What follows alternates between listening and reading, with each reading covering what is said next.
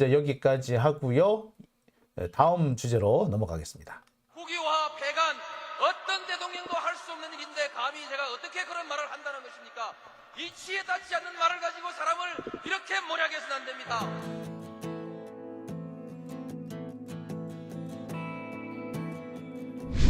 기나긴 밤이었거든 압제의 밤이었거든 사랑이 한 몸 썩어져 이 붉은 사나에 사랑 해방의 횃불 아래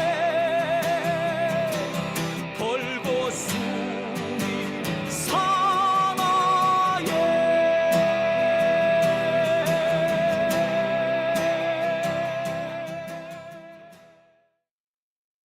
네, 오밤중의 뉴스 함께하고 계신 지금 시각이 11시 57분을 지나고 있습니다. 자, 두 번째 주제로 넘어가 볼까요? 네, 두 번째 주제는 조국 전 장관 재판과 관련된 얘기입니다. 조국 전 장관 재판이 오늘 열렸습니다. 아마 오늘이 항소심 마지막 공판이 아닐까라는 생각이 드는데요. 원래대로 하자면 좀 더 재판을 열어서 증인도 추가로 좀 부르고 공방도 더 벌였어야 하지 않나 싶은데 뭐에 쫓기는 듯 후다닥 그 재판을 마무리 짓고 말았습니다. 내년 총선 그리고 2월 달에 이 판사 인사를 앞두고 그 전에 결론을 내려야 되겠다. 뭐 이런 식으로 억지로 시간을 끼워 맞추는 것 같아서 참 씁쓸하고 불쾌하기 그지없습니다. 재판이라는 것은 그래요. 적어도 억울한 마음이 들지는 않도록 해야 되지 않습니까? 참 뭐 그런 면에서 참 아쉽습니다. 자, 하지만 이 아쉬운 와중에서도 오늘 꽤 반가운 소식이 전해졌습니다. 조국 전 장관의 아들을 그러니까 조원 씨의 이 담당 교수였던 분이 직접 재판부에 의견서를 보내왔습니다. 진술서를 보내왔습니다. 진술서 내용은 그래요. 겨우 이걸로 기소를 했다는 거야? 이게 범죄니? 아마 검찰 입장에서는 한 방 먹은 셈이 됐을 겁니다. 자, 오늘 그 얘기를 일단 준비를 해봤어요. 두 번째 주제, 이걸로 조국을 기소했다고? 이게 범죄라는 말인가? 예. 검찰 한 방 먹인 미 교수의 증언입니다. 자, 지금 현재 조국 전 장관이 뭐 기소되어 있는 건 뭐 3가지 정도 되는데 그 중에서 아들 조원 씨에 대한 부분입니다. 이 조원 씨가 미국 대학 조지 워싱턴 대학에서 뭐 공부를 하는 와중에 뭐 온라인으로 치르는 일종의 퀴즈 같은 거죠. 쪽지 시험 같은 거죠. 근데 온라인으로 치르는 게 원래 오픈북이잖아요. 그죠? 온라인인데 오픈북으로 하지 않는 그런 경우는 없잖아요. 그죠? 자, 이 시험에서 시험을 잘 칠 수 있도록 조국 장관이 좀 도와줬다는 거예요. 이게 이 교수 혹은 조지 워싱턴 대학에 대한 업무방해다라는 게 지금 검찰의 주장인 겁니다. 이에 대해서 자, 피해자격이죠. 이 사람은, 이 교수는 업무방해 피해자격이지 않습니까? 피해자 직접 나섰어요. 이게 왜 어떻게 범죄, 이게 형사재판의 대상이 된다고? 뭐 하자는 거니? 자, 이런 답변서를 보내왔습니다. 다시 한 얘기를 좀 해볼게요. 조국 전 장관의 현재 혐의는 크게 3가지입니다. 아들의 오픈북 시험에 참여해줬다. 도움을 줬다. 그 다음에 딸의 장학금. 이게 뇌물이다. 그 다음에 유재수 감찰을 무마해줬다. 사실 하나같이 말이 안 돼. 야, 정말 어처구니가 없어서. 자, 지금까지 재판에서 유재수 감찰권에 대해서는 문재인 대통령이 직접 의견서를 접수했습니다. 이 부분에 대해서는 조국 전 장관, 당시 민정수석이던 조국 전 장관의 권한이지 유재수 감찰을 담당하고 있는 개별 개개의 이 비서관들한테 권한이 있는 게 아니다 라는 의견서를 직접 제출했습니다. 딸 장학금과 관련해서는요, 노환중 교수가 강력히 항변했습니다. 조민 씨 같은 경우는요, 조국 전 장관이 되기도 훨씬 전에 1년 이상 전에 그때부터 장학금을 계속 받아왔습니다. 근데 받던 장학금을 계속 이어서 받았다는 이유로 뇌물을 받았다게 이런 식으로 지금 모함을 당하고 있는 거죠. 자, 그러면 이 뇌물을 바친 장학금을 준 이 교수 입장은 뭐가 됩니까? 뇌물 공여자가 되죠. 이 교수는 더 억울한 거죠. 펄쩍펄쩍 뛰고 난리가 났습니다. 자, 어떻게 보자면 조민 씨의 장학금 문제는 이 노환중 교사가 더 강력히 항변하고 있습니다. 그리고 오늘 핵심적인 부분이 바로 이 아들의 오픈북 시험과 관련해서 담당 교수가 직접 증언에 나선 겁니다. 자, 이 담당 교수의 증언 내용이 뭐였느냐? 이게 형사 기소 대상이라고? 형사 기소를 했다고? 말이 되니? 자, 이 담당 교수, 맥도널드 교수입니다. 범죄 행위로 인해 업무가 방해됐느냐는 질문에 대해 나는 부정행위에 대해서 매우 엄격하게 생각한다. 하지만 조원 부모의 행동이 형사적 범죄를 구성한다고 생각하지 않는다. 이게 범죄 아니다. 이게 무슨 범죄냐? 장난하니? 비록 문제가 있더라도 이거는 내가 학생하고 면담을 통해서 해결할 문제이지 이게 어떻게 형사처벌의 문제냐? 라고 딱 집어서 말합니다. 자,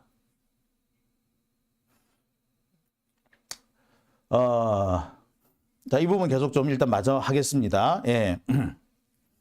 언론에서는 보도를 이상하게 하고 있어요.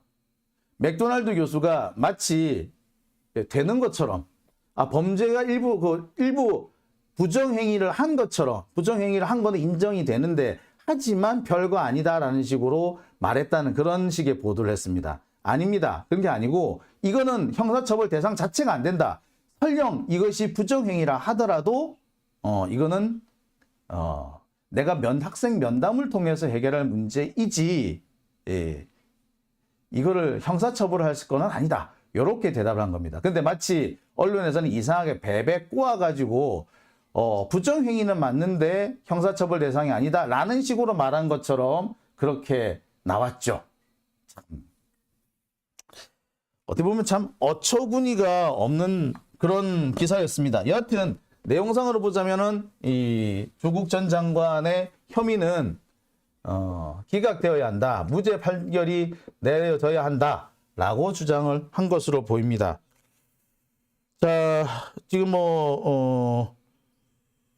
송영길 대표와 관련된 속보가 속보가 떴네요. 영장이 발부가 됐네요. 참. 강압 수사에 대한 면죄부를 준 게 되겠네요. 참. 예, 어처구니가 없습니다. 예, 참. 송영길 전 대표가 프랑스 파리에서 국내로 귀국을 했잖아요. 도주의 의료가 있으면 귀국을 안 하지. 증거인멸이나 도주의 우려가 있으면 귀국을 안 하지. 그런데 귀국한 사람, 프랑스에서 귀국한 사람의 증거인멸의 우려가 있다? 야, 참.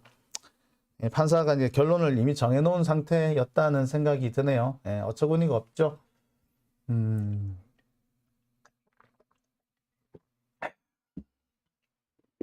나라가 미쳐 돌아갑니다.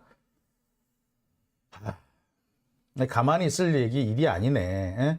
지금 선거 앞두고 법원하고 검찰이 미쳐 돌아가고 있는 겁니다. 법원도 지금 알고 있는 거예요. 이재명 대표가 집권을 하게 되는 순간 법원도 이 개혁의 사고를 피할 수 없을 거다라는 걸 지들도 아는 거지. 그래서 소위 말하는 적폐들이 다 휩쓸려 나갈 거라는 걸 알고 있는 겁니다. 그러니 적폐들이 휩쓸려 나가지 않으려고 검찰과 협조를 하고 있다라고 보시면 되겠습니다. 참 어처구니가 없네요. 기가 막히네요. 자, 제가 그래서 드는 게 이거 결론이 정해져 있는 게 아니냐. 이 조국 전 장관의 경우도 결론이 정해져 있는 게 아니냐라는 그런 우려를 제가 지우지 못하는 겁니다. 앞서서도 말씀을 드렸듯이 조국 전 장관의 재판 아직 신문할 내용이 많이 남아 있습니다. 앞으로 몇 차례 추가 기일을 더 잡는 것이 맞았어요. 그렇게 될 경우에는 빨리 끝나도 내년 3, 4월까지는 가야지 재판이 마무리될 수 있을 것으로 보였는데, 자, 선거 전에 무조건 결론을 내리라는 거죠. 그 선거 전에 결론을 내리려면은 내년 2월 법관 인사가 있으니 이 법관 인사 전에 결심을 해야 된다. 뭐 이런 식의 판단이었던 것 같아요. 그러니까 결론을 정해놓고 절차를 끼워 맞추고 있다라는 생각을 할 수밖에 없는 거죠. 결론 정해놓고 선거 직전에 몰아서 선거하는, 지금 민주진보 진영과 관련해 가지고요 여러 가지 사건들이 내년 1, 2월에 몰아 있습니다. 저 같은 경우도 그래요. 이게 선거를 앞두고 이 적폐 진영한테 유리한 결론을 몰아내 주려고 하는 법원과 검찰의 음모가 아닌지 솔직히 참 의심을 할 수밖에 없고, 그 희생양이 오늘 송영길 대표이고 또 다른 희생양이 이 조국 전 장관이 아닌가 라는 생각이 듭니다. 특히 이 송영길 전 대표 같은 경우에는 소위 말하는 저 당을 하나 만들 거라는 그런 전망이 있지 않습니까?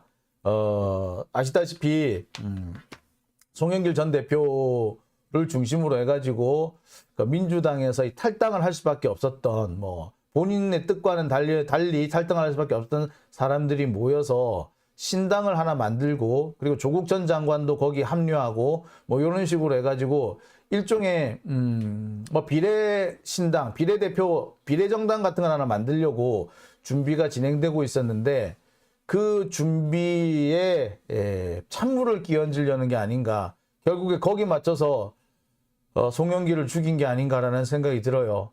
더군다나 송영길 전 대표를 발목을 잡은 가장 결정적인 것이 이 강내구 씨, 이 사람의 진술인데, 이 강내구 씨가 결국에 유동규와 같은 짓거리를 한 걸로 보입니다. 참. 자, 여기에 우리가 대처할 수 있는 거라고는요, 우리 역시도 강하게 강공으로 나가는 수밖에 없어요. 적들이 저렇게 나온다면, 사실 검찰이 저렇게 나오는 것도 김건희 특검을 희석시키기 위한 그런 방법이거든, 그런 짓거리거든요. 그렇다면은 이 김건희 특검을 미룰 게 아닌 거죠. 지금 계속 김건희 특검 자꾸 시간을 미루니까 이렇게 되는 거 아닙니까? 결국에 김진표가 다 이 문제를 키우고 있는 거예요. 감옥에 안 가도 될 사람까지 감옥에 가게 만드는 게 김진표인 거예요. 이거를 왜 진작 안 하느냐고. 참, 참 그렇습니다. 안타깝네요. 자, 제일 걱정되는 게 이게 조국 전 장관의 경우도 이게 재판부가 이 재판 결론을 이미 정해놓고 있는 게 아닌지 제일 의심스러워요. 오늘 같은 경우에는 정경심 교수가 직접 나서가지고 그동안 안 받았던 피고인 신문을 받았습니다. 그래서 자신의 입장을 충분히 설명을 했어요. 이 조은 씨와 관련된 여러 증명서라든지 이런 증빙 서류, 성장 같은 게 실제 활동을 한 것을 기반으로 작성된 거다. 이거 문제된 거 하나도 없다.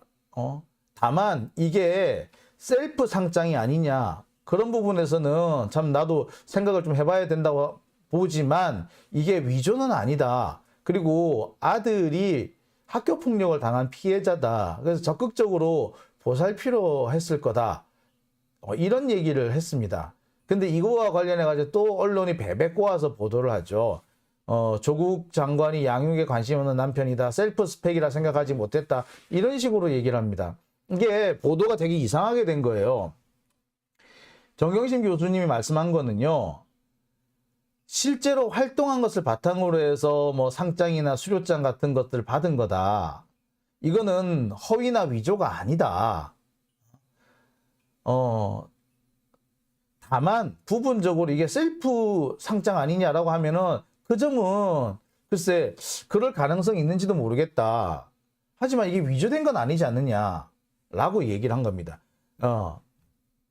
그리고 설령 셀프라고 하더라도 위조는 아니다 라고 이렇게 한 건데, 설령이라고 하더라도 아니다 라고 한 거였는데 마치 셀프 스펙 아니다 이런 식으로 되게 말을 이상하게 꼬아놨지. 그러니까 아다르고 어다른데 정말 가장 어감이 안 좋은 되게 편향적이고 편파적인 문장을 썼다라고 해도 과언은 아닙니다. 이런 것만 보아도 이게 언론하고 검찰하고 법원이 짜 맞춰서 일정한 결론으로 몰고 가는 게 아니냐, 몰아가게 하는 게 아니냐. 참.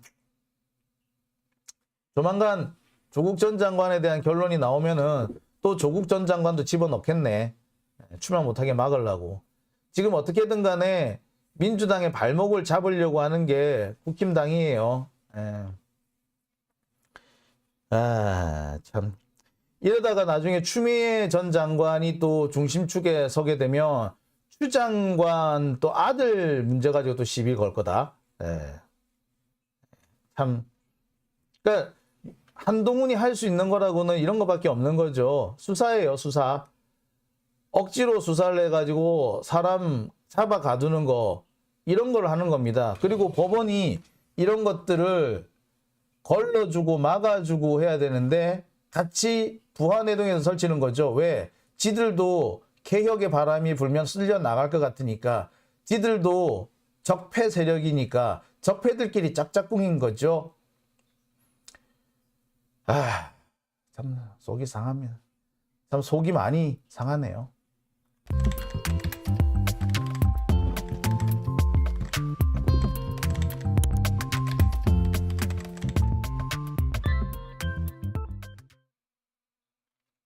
자, 오밤중의 뉴스 댓글 한번 좀 읽어볼까요?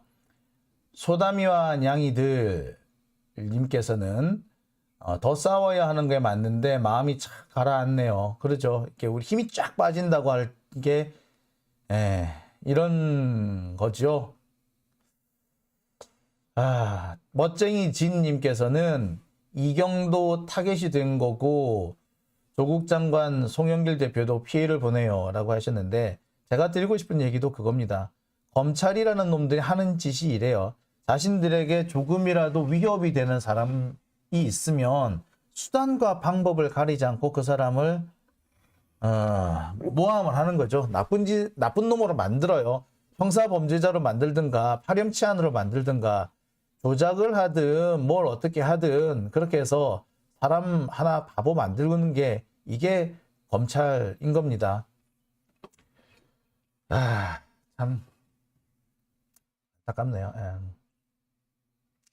정말 안타깝습니다. 나라가 미쳐 돌아가는 거죠. 선돌님께서는 금감원 133호 주가 조작 주범은 수사 안 하나, 수사 안 하면 특검해야지 라고 하셨습니다. 자, 맞아요. 제가 볼 때도 그렇습니다. 이게 민주당이 이럴 때 더 강하게 밀어붙여야 되고, 시간을 끌면 안 된다니까. 왜 시간을 질질 끄냐고. 근데 이 시간을 질질 끈 거에 90%가 수박들이죠. 수박들이 계속해서 특검을 뒤로 밀었고요. 그 특검이 뒤로 밀리도록 빌미를 제공해 준 사람이, 한 사람이 박병석, 또 한 사람이 박광원, 그리고 지금 김진표, 이런 사람들인 거예요. 그리고 여기 플러스 하자면 법사위를 국힘당에 넘겨준 박용진 같은 자들인 거죠. 박용진이요, 자기가 뭐 억울하다 뭐 이렇게 얘기할지 모르겠는데, 좋아, 100번 1000번 양보해서 지 억울한 게 있다 쳐. 하지만 법사위를 국힘당에 넘겨주자고 했던 거는, 그거는 그 어떤 걸로도 변명이 안 되고, 지금 국회의원직을 내려놓는 것 외에는 그에 대한 책임을 지을 수 있는 방법이 없습니다. 지금 상황에서도 뻔뻔스럽게 계속 국회의원 하겠다고 설친다면 그거는 그거야말로 배신 아닌가 싶어요. 보세요. 지금 국힘이 무슨 짓을 하고 있는데 왜 민주당이 계속해서 어물쩍 당하고 있는데, 법사위 때문이란 말이에요. 그 법사위 박용진만 아니었으면 그렇게 우물쩍 넘겨주진 않았을 겁니다. 자, 여러분, 우리 그동안에 우리 곁을 떠나간 수많은 사람들 한번 살펴보죠. 김남국 의원, 최강욱 의원, 송영길 전 대표.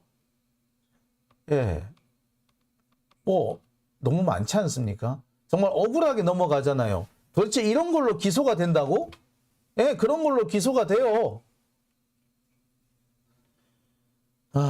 그런데 그 와중에서 박용진은 뭐 어떻게 했습니까?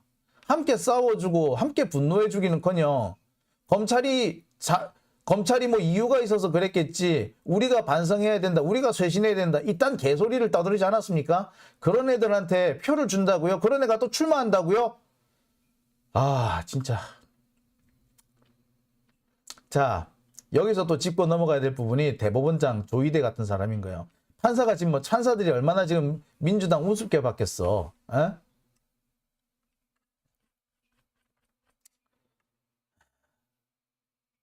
분명히 민주당 입장에서는 찬성해 줄 수 없는 사람이 조희대였는데 그 조희대를 떡하니 받아주잖아. 그럼 어떻게 되겠어요? 판사들 입장에서는 야, 민주당 저 별거 아니네 뭐. 민주당도 우리가 이렇게 하는 거에 대해서 별로 불만 없나 봐 라고 하니까 이런 결론이 나오는 겁니다. 어느 놈이 조희대를 통과시켜 주자고 했는지는 모르겠으나 아니에요. 그 책임져야 됩니다. 절대 그렇게 맨날 이렇게 흐물흐물하니까 당하고 살잖아. 정말. 어우, 속이 차네요. 속이 타네요. 자, 오밤중의 뉴스. 제가 준비한 두 번째 순서는 여기까지고요. 이어서 세 번째 주제로 넘어가 보겠습니다.